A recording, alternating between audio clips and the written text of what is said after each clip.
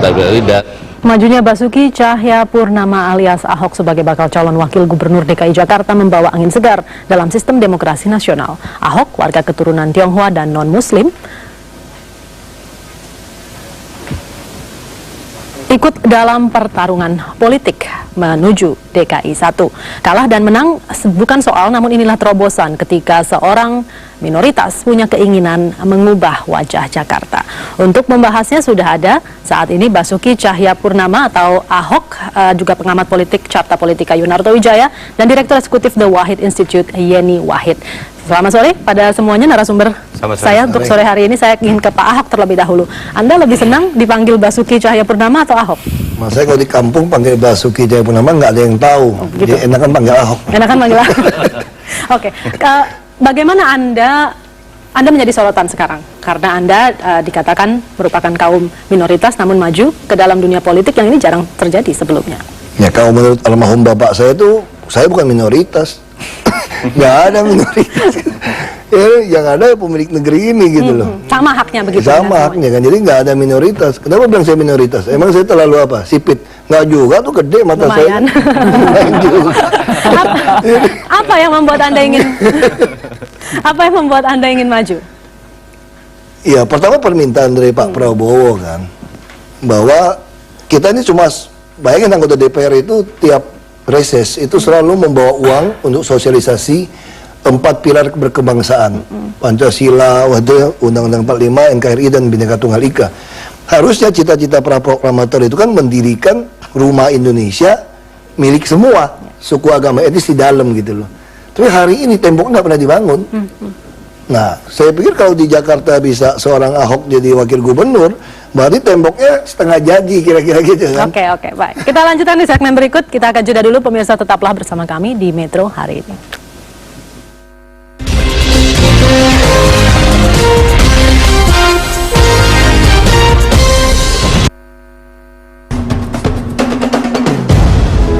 Perjalanan tim ekspedisi Pertamina Fastron Europe Asia 2011 merupakan perjalanan menjelajahi 16 negara di 2 benua.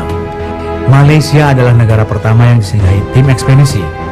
Kemudian perjalanan dilanjutkan ke Thailand, Laos, dan China. Tantangan wilayah pegunungan bersalju dan suhu yang sangat dingin di Kyrgyzstan, Uzbekistan, Turkmenistan, Iran, dan Turki dapat dilalui dengan mempergunakan pelumas Fastron.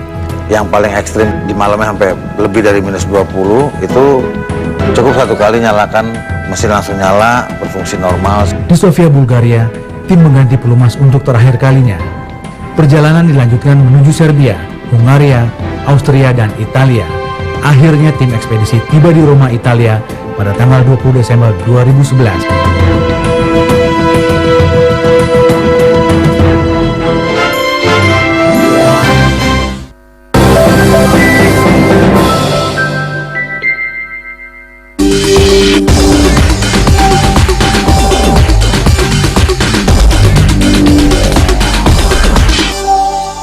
Yang muda, Jokowi muda, Basuki juga muda.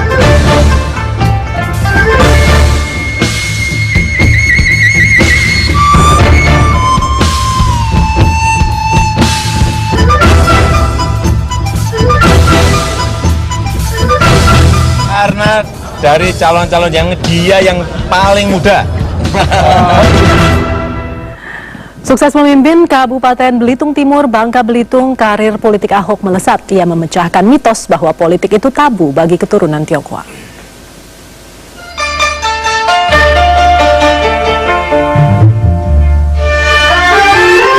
Orang miskin jangan lawan orang kaya. Orang kaya jangan lawan pejabat. Inilah filosofi yang digunakan sebagai penyemangat hidup oleh seorang pria kelahiran Belitung Timur 29 Juni 1966. Berbekal pelajaran dari almarhum ayahnya, Basuki Cahayapurnama kian mantap dengan filosofi hidupnya tersebut. Basuki Cahayapurnama atau yang dikenal sebagai Ahok adalah sosok manusia dermawan yang tak segan menyuarakan kenyataan pahit lembaganya kepada masyarakat umum. Berawal pada tahun 2001 pasca ditutupnya pabrik pengolahan pasir miliknya karena dianggap tidak sejalan dengan kebijakan penguasa setempat, membuat bapak beranak 3 ini alih profesi dan terjun ke dunia politik. Lihat saja kiprahnya. 7 bulan menjadi anggota DPRD tingkat 2, Ahok langsung menjabat sebagai bupati di Belitung Timur. Semasa menjabat, ia hampir tak pernah absen di setiap warung kopi bersama warganya sebagai media untuk mendengarkan secara langsung keluh kesah warganya. Tak heran bila kemudian seluruh warganya mengenal baik setiap digit nomor telepon miliknya. 2 tahun menjabat bupati, anak sulung dari 3 bersaudara ini mengundurkan diri sebelum masa jabatannya sebagai bupati berakhir dan ikut dalam pemilihan sebagai gubernur di Bangka Belitung. Meski gagal, usahanya tak berhenti di situ. Saat ini, Ahok yang bernama Tionghoa Zhong Wanzi atau HK Chung Ban Hok yang duduk sebagai anggota DPR dalam Komisi 2 ini, selain memberikan advokasi hukum seputar pentingnya identitas diri seperti KTP dan akta lahir, juga memberikan layanan sosial pada masyarakat. Tak hanya itu, Ahok pun selalu mengupdate website pribadinya sebagai bentuk komunikasi dengan rakyatnya. Kiprah Ahok di dunia politik menurut almarhum Gus Dur sangat penting untuk menunjukkan kebinekaan Indonesia. Inilah cuplikan pernyataan Gus Dur dalam kampanye ketika Ahok mencalonkan diri jadi gubernur Bangka Belitung. Kata dari Al-Quranul Karim menciptakan kalian dalam rupa perempuan dan lelaki. Ahok laki perempuan. Kita kalahin kita semua kok. Dan kedua, dan kujadikan kalian berbangsa-bangsa dan suku-suku bangsa. Untuk apa? Untuk saling mengetahui, saling mengenal. Kalau sudah kenal, kita menjadi sayang dan cinta. Betul? Tadi saya dengerin apa katanya, kenapa milih Ahok? Karena cinta. Kita semua akan memilih Ahok karena cinta. Sekarang udah sepakat belum pilih Ahok? Ya, kembali kami lanjutkan perbincangan ini. Sebelum kita jeda untuk kumandang azan maghrib, saya ingin ke Mbak Yeni terlebih dahulu untuk minta tanggapan Anda. Anda melihat, ya kalau bisa disebut fenomena mungkin, ini fenomena yang bagaimana? Ini menurut saya adalah sebuah terobosan politik yang dikatakan tadi sebagai pengantar ya, yang sangat baik ya, dan menegaskan lagi konstitusi kita yang memang tidak memberikan batasan kepada siapapun untuk berkiprah dalam dunia publik. Kan setelah dihapuskannya pasal 6 ayat 1 Undang-Undang Dasar 45 mengenai syarat orang ya untuk menjadi pemimpin negara kita, dulu kan dikatakan harus orang Indonesia asli. Sekarang kan tidak ada lagi pasalnya itu.